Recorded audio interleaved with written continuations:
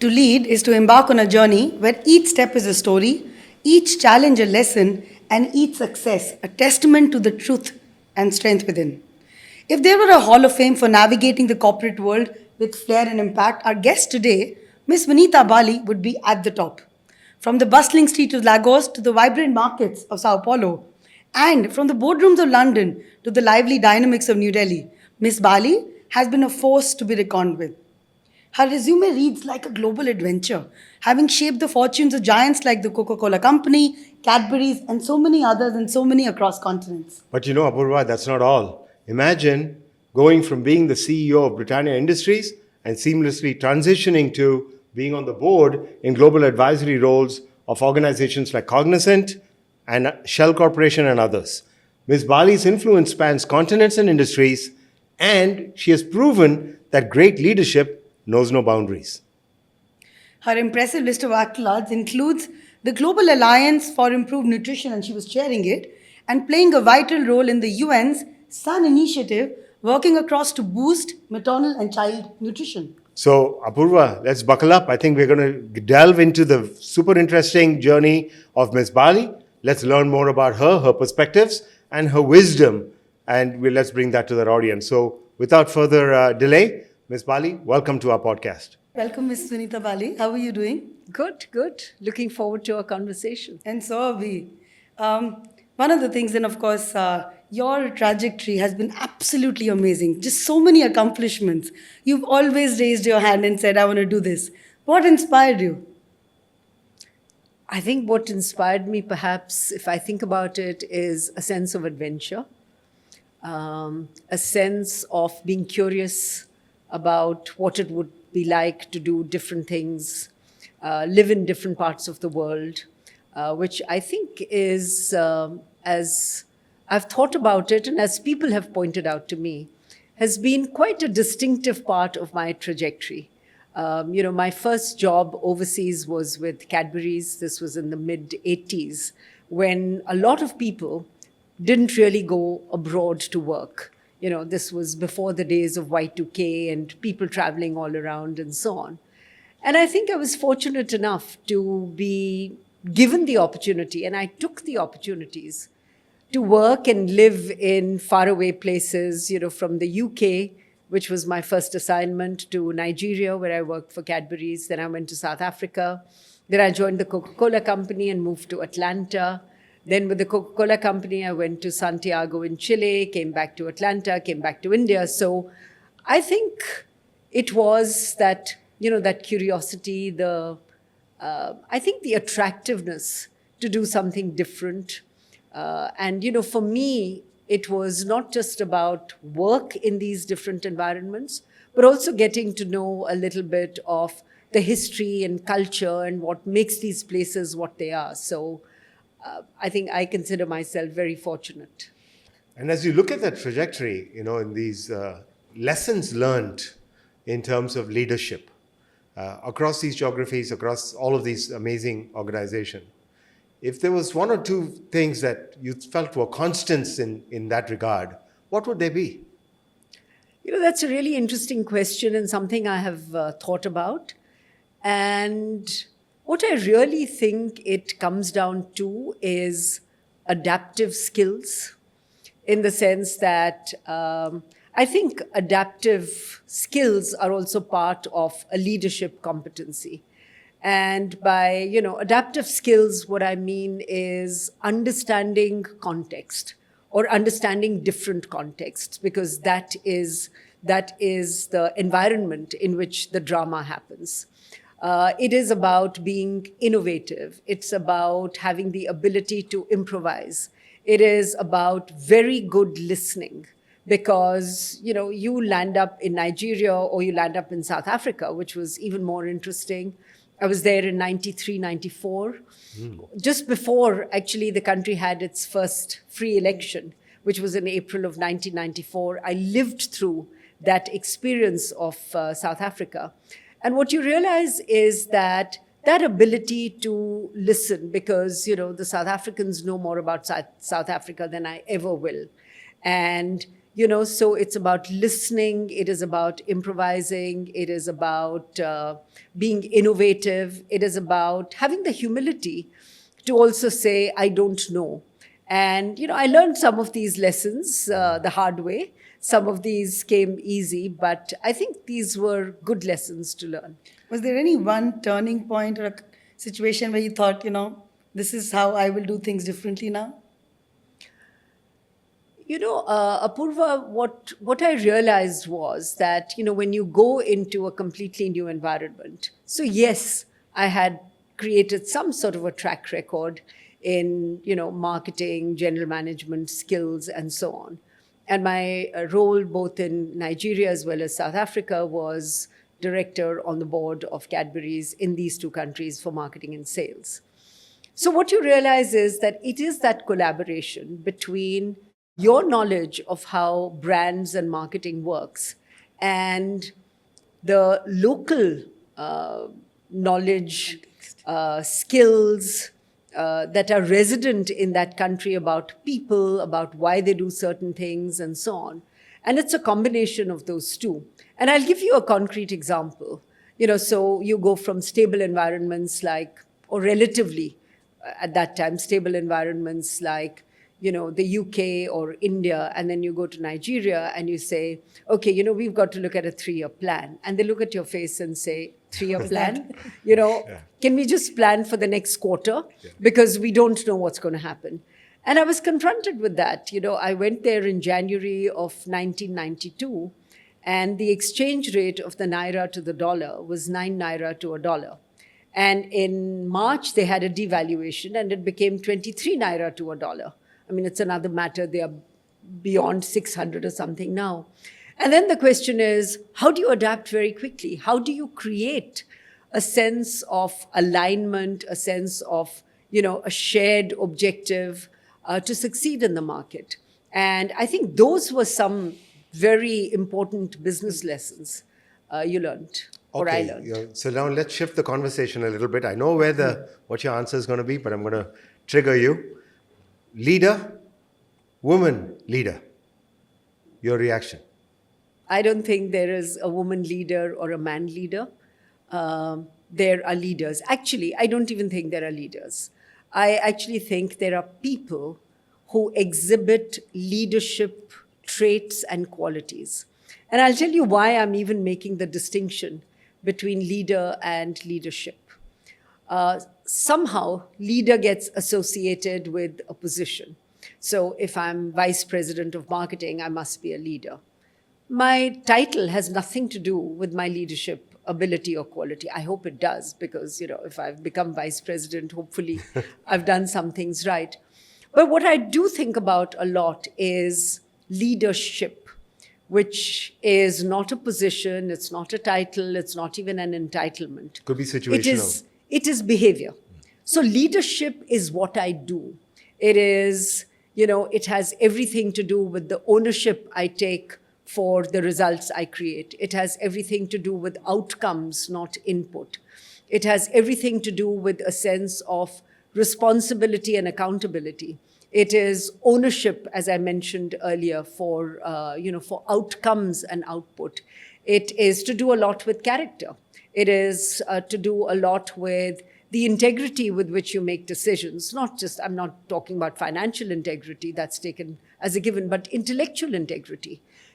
How do you behave in a situation is what makes a leader. And, as a quote I read many years ago, which still resonates with me, somebody said, your actions speak so loudly, I can't hear your words. Mm. But if I follow up with that, 50% of the population is, of course, women. Leadership positions that women take are very few.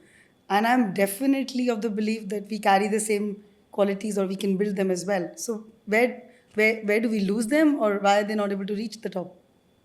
We talk about leadership positions, and somehow the mind goes to a leadership position in a formal organization. I think most women take leadership positions in their families. Can you imagine a family or a community without women? There'll be chaos and mayhem. So I think women take huge leadership positions because if you think about the behaviors that I've just described, responsibility, accountability, ownership for results, acting with integrity, looking at outcomes. I mean, that's what women are doing all the time. And we don't give women, or we don't give ourselves enough credit for doing that. So I think we have to get away from, when we talk about leaders or leadership, it is always in a formal, organizational context. Of course, that's also a reality. And in that reality, I think we have a long way to travel.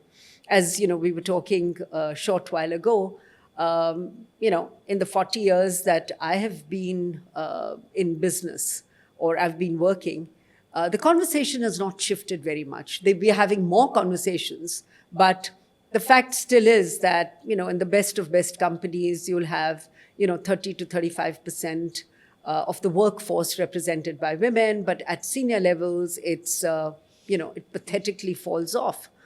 So the question we have to ask, and this is not just an organizational question, it is a question of our society, our communities, the kind of world that we want to create, is why are we denying qualified people, whether they are men or women, the choice to have an employment that they want?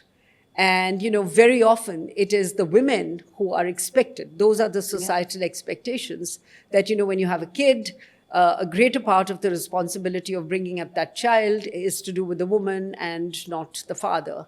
And we have to question some of those and say, why should that be so? And if young people are not looking at that differently, then I don't know where the change will come from. But you bring up a good point, which is that people have responsibilities, but notwithstanding that, the organization has responsibilities too. And I'd like to couple that with the other comment that you made about the dialogue has not really changed in 40 years. Mm-hmm. So don't we all have a collective responsibility to shape the dialogue, even if the changes are incremental? No, of course we do. And then when we say we have to double click on that and say, who are the we? So let's talk about it from an organizational perspective. Most organizations at senior positions have more men than women. So their ability to influence change, just on the basis of sheer numbers, is far greater than that of the women.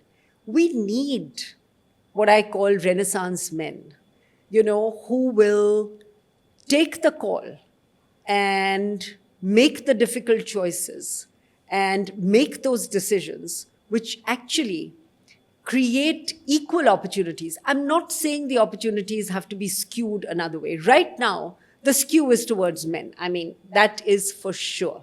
That is for sure. Because, what are the decisions that organizations are taking to bring back women into the workplace after, let's say, they've taken, a 6-month break or whatever, for, to have a child and so on. And I'm saying in a career that usually would span 35 to 40 years, even if a woman goes and has 2 kids, that's a year. I mean, what are we talking about? It's a rounding off error in somebody's career. And yet, it's so difficult for women after they've taken a break to come back and be absorbed in responsible positions. And I think that is a question that men who are at senior levels have to ask and have to say, what are the actions we need to take today so that tomorrow changes? And I'm happy to share, 1 or 2 examples that I have seen impacting We'd love to hear. me. Yeah, we'd love to hear that, yeah. Yeah, so, I started working in 77. Of course, I'm dating myself. But, I was the first ever woman to join Cadbury as a manager in India. And, I was the first ever to go and work in Nigeria. I was on the board of Cadbury Nigeria, etc. I was very used to walking into a room full of, 40 or 50 men, and I was the only woman there. But I have to give credit to, to the senior people, both at Cadbury as well as at Coke, for giving me the opportunity and for taking a bet on me. I was sent to Cadbury Nigeria at a time when men would hesitate to go to Nigeria. They offered, and I took. And I also must say that, I came from a family of parents who I think I was very lucky, very supportive. I remember my parents were visiting me in Bombay, and I was part of some, senior track for leadership positions in the Cadbury world and so on. And the last part of it was to go and work in a different country. And, my country turned out to be Nigeria. So I came and told my parents, and they looked at me and they said, "You want to go?" And I said, "Yes." And they said, "Go." I mean, I didn't have to get into an argument or a fight or convince them or whatever. So I do believe that, all of us have at least two lives. One is the life in our place of work, and the other is the life we have at home. And there'll be many of your colleagues, who have children, daughters, and sons, and so on. And to them, my message really would be that allow your kids to experience life. Give them good values and then just let them be, because they won't let you down, for sure. Yeah. I mean, I can say that about myself. Yeah. Let me ask you a question, Apurva. Ms. Bali talked about Renaissance men from a senior leadership perspective. I know you've had some that you feel proud of. Do you think, from your perspective, do you think things like, programs to create or create that Renaissance mindset, from your experiences, is that feasible? I'd love for you to comment on that, and then maybe you can follow up and share your perspective on that as well too. Mm-hmm. But I'd love to begin with you. Great. Yeah, I think I was reflecting on what Vinita said about, coming in from a family where I also am coming from a very similar family with very supportive and very, where academics and ambition was always encouraged. But that's a place of privilege, right? And not everybody, according to me, comes in from that. So as a result, I do believe that some equitable enablement actions that organizations take help amplify some of this voice of what people are doing, and the fact that their self can continue to nurture that fire. And at GS, I believe some of these programs are doing really well as well. Something called an EACH program that we've introduced as part of the allyship. And I think that is building awareness amongst the colleagues, both men and women, on the role that they can play at home as well as in the office as well, to enable and to continue to work with, with a mindset which might be different from what they've been born and brought up with as part of the social construct. And then the other is this program we introduced called Path to Principle. Both of this is the self, a leadership program that we've introduced for middle management women to raise their hand and saying, it's okay, life will get tougher, but you'll find your own way. So I think those are a couple of things that I think do make a little bit of a difference in the way we could help as an organization way. It would be very interesting, for example, to do a quick dipstick in your organization and ask all the men who work here, how many of their spouses work? And, ask the same question to the women. I'm sure 100% of the women will say that their spouses work, but I'm not sure what the ratio will be the other way around. So I think it's all about mindset, and your place of work also plays a big role in influencing that mindset. You can make it easier for women to come back to work. And, I would say that unless the change is at an individual level, there's no collective change, right? My mind has to change for me to do something differently. Your mind has to change for you to do something differently. And I think those collective conversations where the organization takes a challenge or a goal or whatever to say that this is what we believe in and we're going to do everything to make it happen, because that is a deep conviction that we hold. There was something that you said about somebody taking a bet on you, right? I believe that too. Somebody would have taken a bet on me and given some of these roles that I've been. What do you think is the role of a champion, or do we need champions or allies within the organizations? Sometimes when we use these words, champions, allies, coaches, you can't, I don't think, personally, I think it has to be the way, the culture works. you can't superimpose these, formal things that I need a coach or I need a mentor and so on. I mean, we've talked about coaching and mentorship forever. Yeah. And what has that shifted and changed? So I'm one of those very practical people who says, okay, for each individual, I think we should be able to say, what is the one action that 400 of your partners have taken, for example, to make it easier for women to be in positions where there is, women and men both, where there is equity. Because I don't think leadership is gender agnostic. Leadership is ethnicity agnostic. Leadership is, any other measure agnostic. It is about my attitude, it is about my skills, my knowledge, my competencies, and how I bring all of that to the workplace. So it has nothing to do with my gender. When I walk in through this door, you should be concerned about my track record, my attitude, my attributes, your intellectual how I curiosity, work, things like my that. intellectual curiosity, all of those things. What does my gender have to do with it? And yet, we make it the centerpiece. And then we go round and round, and then we say, things are not shifting and changing as much as they do. And unless this dialogue is shared by everybody, by men and women, it's not women talking to women or men talking to men. That dialogue has to be a shared dialogue. There has to be a shared conviction. Only then will there be shared action. So what I'm hearing is that there is a belief that you have, which is that when you introduce gender into the equation, it automatically divides the organization in a significant way. Because now there is a have and a have not, or whatever the case might be.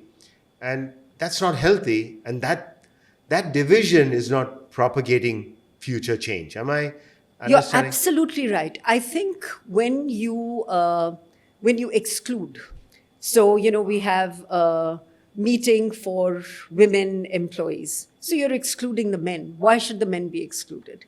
If the men are having an hands meeting and there are no women, why should women be excluded? I think the more we keep it separate and the more we say that, we have to look at what are the ways to empower women, I think the men need to be equally empowered to take decisions and to take bets on women. I went and worked with Coke in Latin America, which is as macho as it gets. And, I went in there, and did I think about my gender? Personally, I didn't.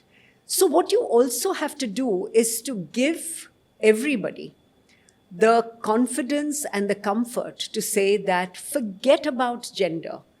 Are you taking the right person with the right skill set and experience and knowledge and attitude and putting them in the right role? Because that will contribute to their success, not their gender. I want to follow up on this notion of, I loved how you talked about there's no leaders, but there's leadership. And all of us can exhibit leadership qualities in different environments, whether we are an official leader of the organization. So this notion of ally, what if we change the concept to think a little bit along the same lines? You're not an ally, but you demonstrate allyship qualities.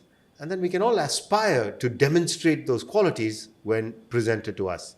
Would that change the divisive, from your perspective, would that change the divisive thing to, hey, yeah, that's a concept that all of us should share, whether you're a man or a woman, you should be an ally? Yeah. Ally is an interesting word that has, many dimensions. I think what we are really saying is cut through the chase and look at people as people without putting any other label on it, or without segmenting it. Because segmenting it by gender is the easiest thing to do. But where has it got us? We're still reeling around in those same conversations that we had.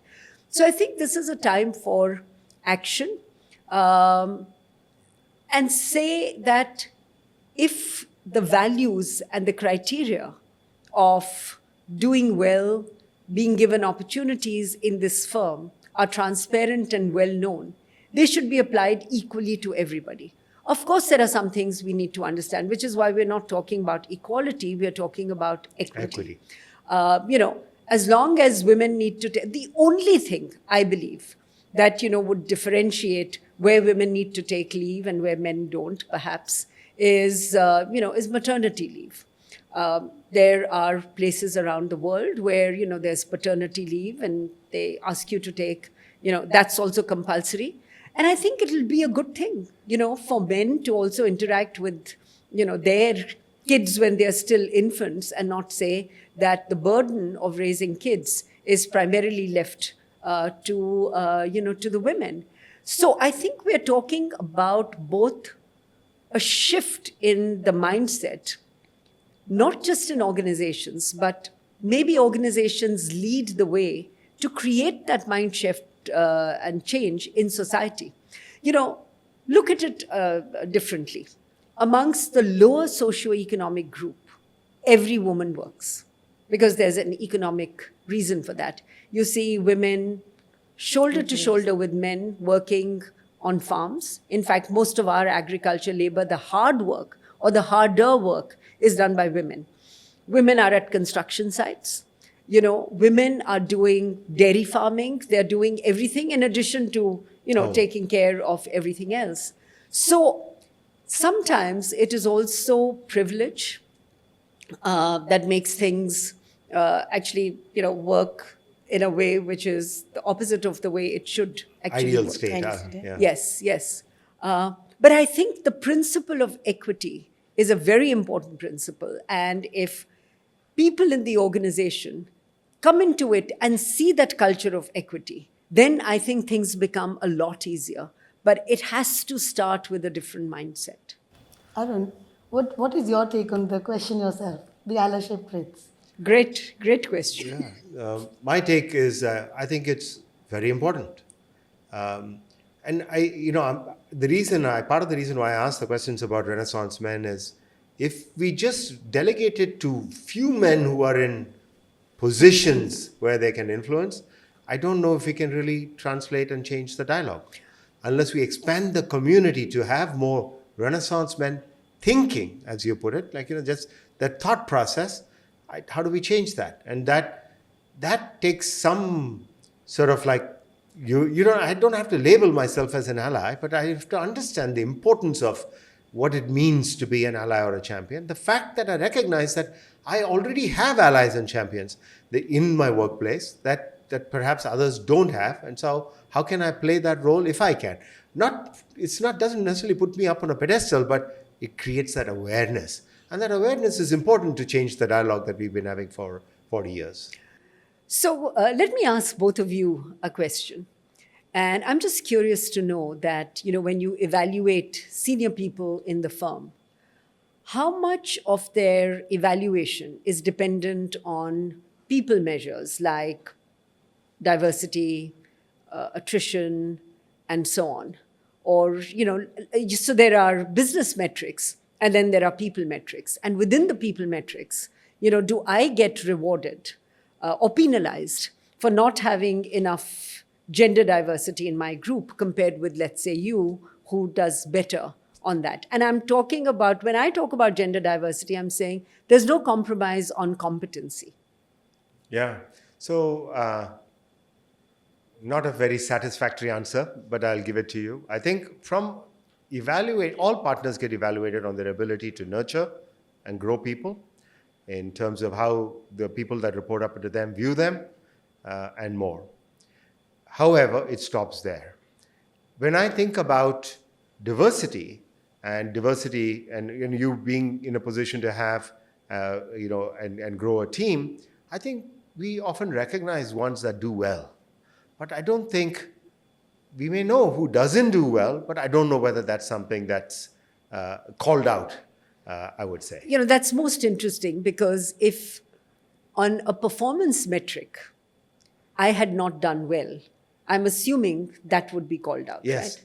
So why is this not considered as much a part of my performance as financial metrics or customer metrics are? And it comes back to culture. Because at the end of the day, what is culture? Culture are normative patterns of behavior, things we do, things we don't do. And unless you make some of these overt in a culture, nobody picks up these little covert signals which are not so apparent. I love it. Now let me ask you a question. Okay. And this is one that's perhaps got some tension in the organization, so hence I ask. Let's say tomorrow 10 partner positions come open in the firm. And I'm going externally to hire 10 very qualified candidates to come and join my firm. Do you have any objections if I mandate that 5 of those 10 positions must be filled by women? I love it. As long as the 5 women you select are competent in and of themselves. So what I'm saying is, don't compromise on competency and experience, because I think that's where the problem starts. So if you go and work extra hard to find really five really competent women to fill those positions, I think that's a great starting point. But Vinita, if I was one of them, right, and I would say that, I would be looked at as a diversity candidate. I think that's your problem. I think one of the things women also need to do is to not shortchange themselves and say, oh my God, I don't want to be a diversity candidate. Why can't I be confident and say, I have the competency to do this job? Finally, they've realized that I have the competency and I'm going to go in there and do a damn good job. And I don't care what candidate I am, because I know I am qualified and skilled and competent in every way to be considered for that role. But I think the important operating thing would be, do not compromise. I would go a step further and say, you take those 10 resumes, you erase the name, let the people who are interviewing these 10 people interview them and select A, B, C, D, E, F, G, H, whatever it is. And then you see how many are men and how many are women.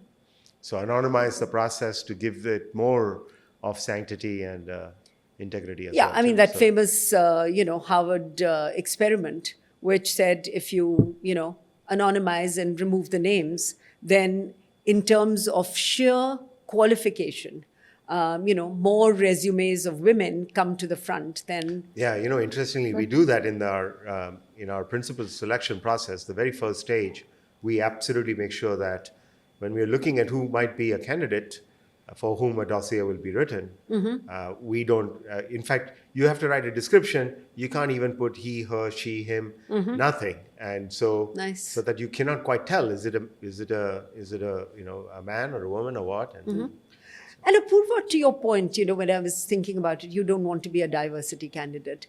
I think when the odds are stacked so unevenly, then you have to put in place some measures. And again, I keep repeating, do not compromise on competency.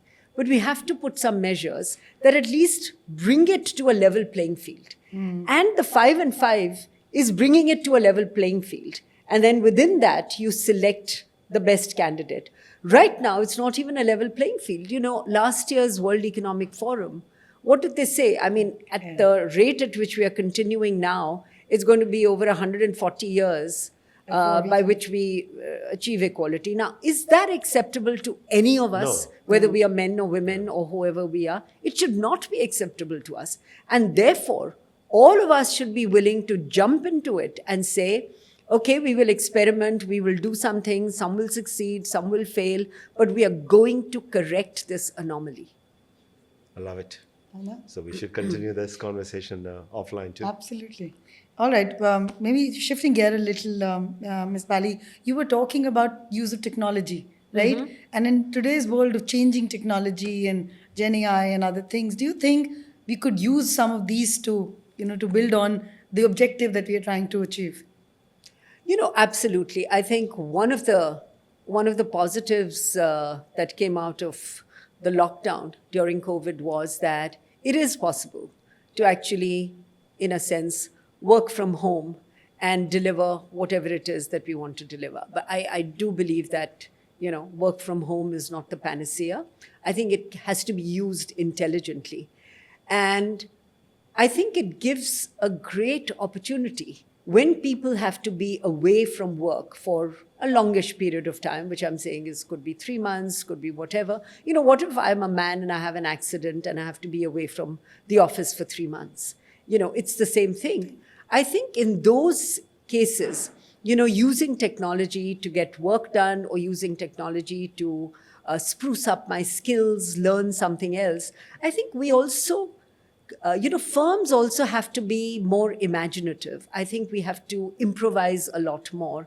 We have to be more innovative in terms of how we think about resources and what is the best way of deploying those resources to maximize output and performance. And it's not the same old, same old. Things are shifting and changing, and unless we are able to keep pace with that, and as I said, improvise, innovate, experiment. I think firms that do will race ahead, and those that don't will fall behind. I love it. This was just an absolutely engaging conversation. Lots of nuggets of wisdom. I mean, I think I really liked how you talked about leader versus leadership qualities. I think that was important. The notion of adaptive skills, I think, is one that I'm going to reflect on. This notion of improvise, innovate, listen. This listening part, especially, I think, is very, very critical. A couple of things, on the representation side that I think was very important for me is this idea of, if you want something done, make it overt in the culture, in the measures, because unless you do, you won't get the change that you want. I think that's a very important takeaway. And perhaps the other takeaway is that to frame the conversations in ways that are more unifying as opposed to dividing. Yeah. Because the minute you divide, then you sort of build that resentment and have not, and so on. But you can do it you can try to achieve in many cases the same purpose, but in a unifying way. And if you do that, then I think we can make progress. And let's not wait 140 years to do this, and let's try to accelerate. So thank you so much for joining us on behalf of Apurva and myself. Heartfelt thanks. Thank you. It was great to be in this conversation. And I must say, you encapsulated it better than I said it. So thank you for that. Thank you. He's a Renaissance man. Thank you. Thank you. Thank you.